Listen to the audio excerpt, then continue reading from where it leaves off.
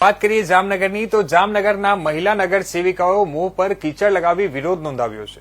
કોર્પોરેશનનું budget રજૂ થાય એ પહેલા સ્થાનિક મહિલાઓને સાથે રાખી મોં પર કીચડ લગાવી વિરોધ નોંધાવ્યો હતો। વોર્ડ નંબર 6 માં આવેલ ખુલ્લી કેનાલને બોક્સ કેનાલ બનાવવા રજૂઆત કરી હતી। આ કેનાલ સાફ ન થવાના કારણે હાલ કેનાલ મોટી ગટર બની ગઈ છે। તેને તાત્કાલિક સાફ કરવા અધિકારીઓને રજૂઆત કરાઈ છે। વોર્ડ નંબર 6 ની 20 જેટલી મહિલાઓએ મોં પર કીચડ લગાવી વિરોધ નોંધાવ્યો હતો। વોર્ડ નંબર 6 માંથી આવીએ છીએ અને 7 માંથી આવીએ છીએ। આજે લગભગ 7-8 વર્ષથી સતત અમારી ગટરો છલકાય છે, 2 ફાર્મ ગટરો છલકાય છે। બહેનોને કોઈ પ્રશ્ન એવા છે કે કોઈ દશામાના વ્રત હોય કે અમે રજૂઆત કરી, ભાઈ સાહેબ પગે લાગી સાફ કરી જાઓ, અમારા ગંદકીમાં ધૂપ દીવા કરવા હોય અને કેનાલ એવી ખુલ્લી રાખી છે ને એમાં એટલો બધો કચરો છે કે ગાયો જ્યારે પડે છે ને ત્યારે અમારા પાડોશીઓને એને કાઢવી બહુ વસમી થઈ જાય છે। આજે અમે વર્ષોથી આ રજૂઆત કરીએ છીએ કે ભાઈ અમારી કેનાલ છે એ બોક્સ કેનાલ કરી દો તમે અને ગટરો રેગ્યુલર તમે સફાઈ કરાવો, બરાબર। આ એક બેન મારી બાજુમાં બેઠા એ વિધવા બેન છે, કામે જાય છે, જો મજૂરી ના જાય તો સાંજે એક ટક ખાવાના સાસા પડી જાય છે। એનો છોકરો 2 વખત ચોમાસામાં કેનાલમાં પડી ગયો હતો। અમારો પ્રશ્ન એ જ છે કે આજની તારીખમાં અમને આ જવાબ નહીં આપે સોલિડ વેસ્ટ શાખા ભૂગર્ભ દ્વારા કે અમે અમારું કામ આગળ વધારી દેશે કે અમારે બોક્સ કેનાલ કરી દેશે, અમારી ગટરો સફાઈ કરી દેશે, અમારે ગટરના મોટા પાઇપ નાખી દેશે તો જ અમે અહીંથી નહીં હટીએ। બાકી અમે અંદર જઈ અને ઘરેથી ગટરનું કેનાલનું પાણી ભરી આવી ડોલું અને અંદર જઈને રેડશું, ભલે અમારું જે થવું હોય થાય। અમે કઈ પાકિસ્તાન નથી રહેતા, અમે ગુજરાતના વતની છીએ। અમારી પાસે બધા ટેક્સ વસૂલ કરવામાં આવે છે તો પછી અમને અમારે આવી હાલત શા માટે, શું કામે? અમે કઈ કોઈના દુશ્મન તો નથી।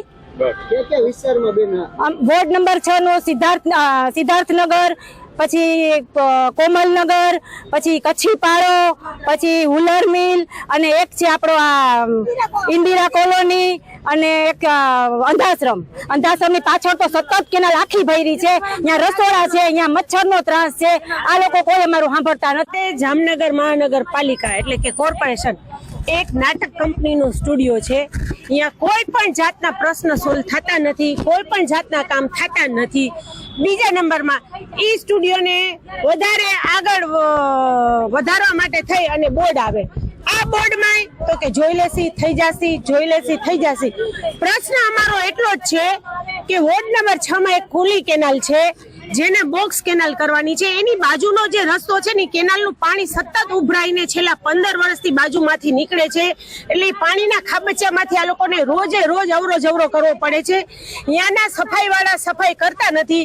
બીજો પ્રશ્ન છે કોમલનગર અંધાશ્રમ પાસેનો, જે આ હિનાબેન મકવાણા છે, એના ઘર પાસે ભૂગર્ભ 12 માસ છલકાયેલી હોય છે, ખાલી 5 થી 6 પાઇપ ગટર ભૂગર્ભના નાખવાના છે। એ પણ એ લોકોને 7 વર્ષથી પ્રશ્ન છે, 7 વર્ષથી।